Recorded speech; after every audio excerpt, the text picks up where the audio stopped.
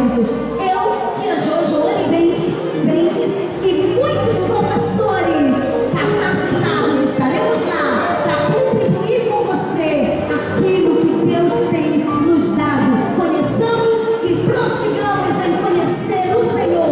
8º Congresso de Escola Dominical, São Paulo, de 12 a 15 de março. Estamos esperando você.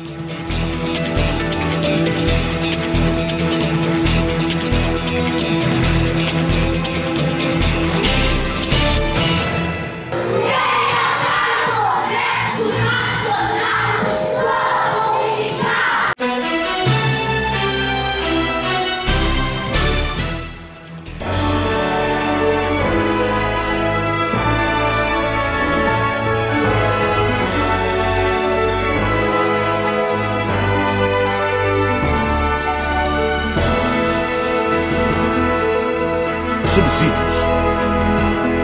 Lições bíblicas. Jovens. Lição 5. Eu creio na pureza e na castidade. A paz do Senhor, meu querido professor, a paz do Senhor, minha querida professora. É um prazer estar com você mais uma vez aqui para partilhar algumas observações sobre a lição do nosso próximo domingo, a lição de número 5, cujo tema é Eu creio na pureza e na castidade. Esses são dois fatores que devem ser levados em consideração, principalmente porque esses dois temas se referem à guarda do nosso corpo e à forma como cristãos nos relacionamos com a questão da sexualidade.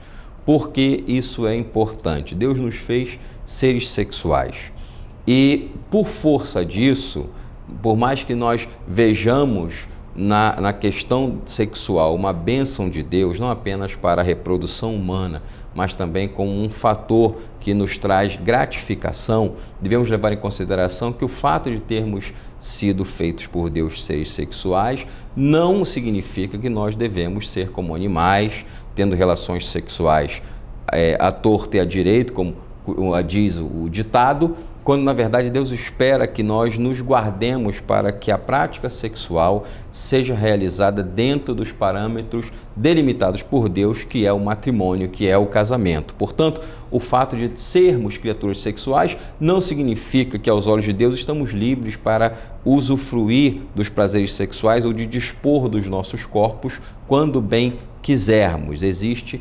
naturalmente, à luz da Bíblia Sagrada, as limitações que Deus impõe para que nós não pequemos, para que não venhamos a dar uma vazão à carne, para que não possamos dar um mau testemunho contra a Igreja do Senhor, contra a nossa própria honra e contra a honra do próprio Deus que nos criou.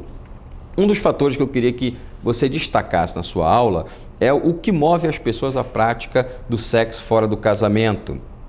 Isso serve tanto para o sexo pré-conjugal quanto para o sexo extraconjugal.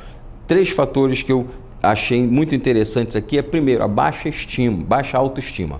Por que esse aspecto? Muitas pessoas que acabam desenvolvendo sua personalidade, vão crescendo, elas não conseguem ter uma autoestima natural, lícita e equilibrada, acabam recorrendo à sexualidade para ter aquilo que nós chamamos de autoestima, ou pensar alguma coisa boa de si próprio, não é? Então, não raro, algumas pessoas, não apenas fora da igreja, mas eventualmente dentro da igreja, acabam imaginando que se forem sexys, se forem sensuais, serão melhor vistos, melhor reconhecidos ou coisa parecida. Quando, na verdade, aquilo que nós temos de mais precioso, nós não devemos expor, nós devemos guardar, nós devemos resguardar.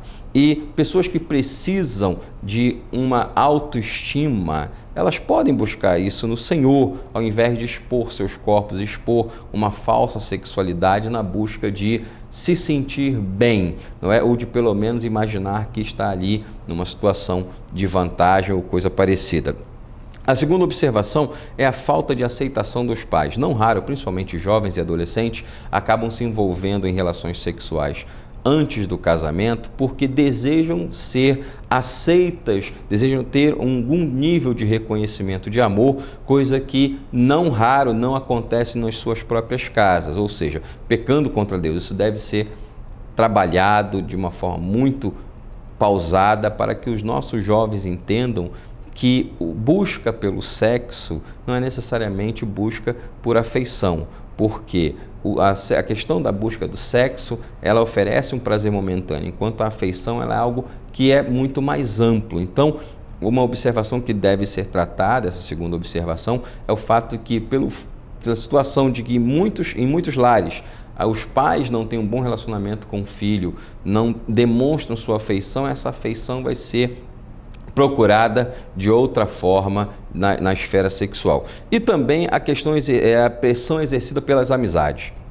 Não raro, como nós seres humanos somos seres gregários, somos seres que estão sempre buscando andar em grupos, muitas vezes para as pessoas que não têm um pensamento formado, um pensamento adequado, solidificado com base na palavra de Deus, tais pessoas tendem a ser seduzidas pelo grupo, serem movidas pelas ideias do grupo. O grupo em que uma pessoa está frequentando, todos praticam sexo sem compromisso. Então, existe uma tendência a que outros participantes que vierem a se juntar a esse grupo se sintam premidos pela pressão do grupo a fazer a mesma coisa para serem aceitos, para fazerem parte do grupo. Isso é um erro.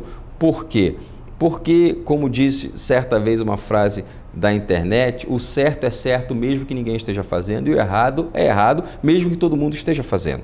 Então, quando as pessoas começam a buscar aceitação em grupo e dentro desse perfil de aceitação vão se deparar com a necessidade de praticar o sexo para serem aceitos pelo grupo, naturalmente essas pessoas vão ter dificuldades aí de se manterem firmes com Deus. Uma outra observação que deve ser levada em consideração: por que esperar pelo sexo dentro do casamento? Primeiro porque Deus condena a prostituição.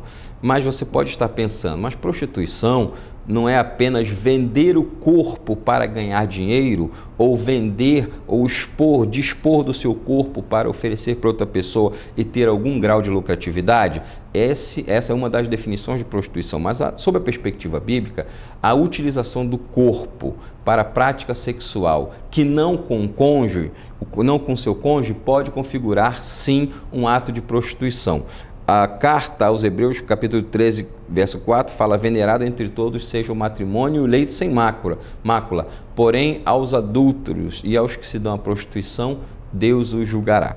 Então, algo que deve ser trabalhado muito com os nossos jovens. Nós esperamos até o casamento porque isso agrada ao Senhor. Isso faz com que o nosso leito não tenha mácula, não tenha mancha e que nós não sejamos inseridos no espectro da prostituição. Lembrando que prostituição é à luz da Bíblia, qualquer atitude sexual, qualquer prática sexual que esteja em desacordo com a palavra de Deus e fora também do perfil do casamento. Segunda observação: Deus valoriza a castidade.